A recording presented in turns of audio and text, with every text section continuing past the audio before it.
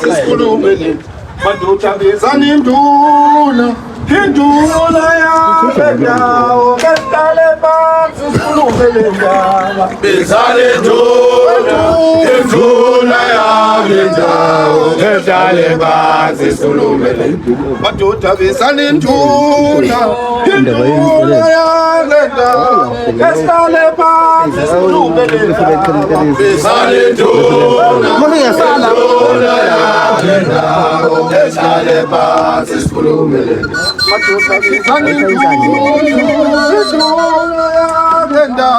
Kestale phansi sikhulumele ndaba bezana induna yabendawo behlale phansi sikhulumele ndaba madoda bezana induna yabendawo behlale phansi sikhulumele ndaba bezana induna yabendawo behlale phansi sikhulumele ndaba madoda bezana induna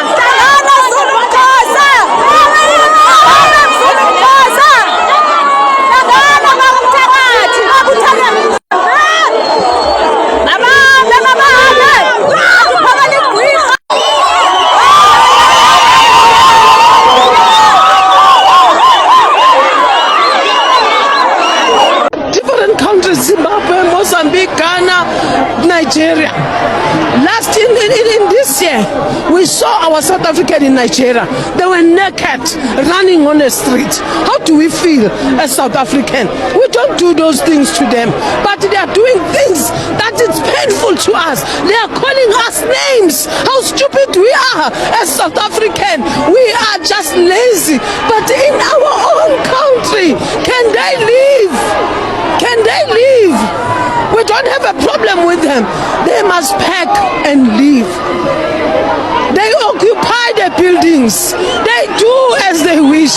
But now our government sees that these people, they are overdoing things in us. Because it's years we were complaining as leaders to say we are sick and tired of what is happening. Our children are dying. If a man loves you, he must take you back where he's coming from. We cannot marry a man from Nigeria to be my husband in South Africa. If he loves me, take me to Nigeria, wherever. Let them go.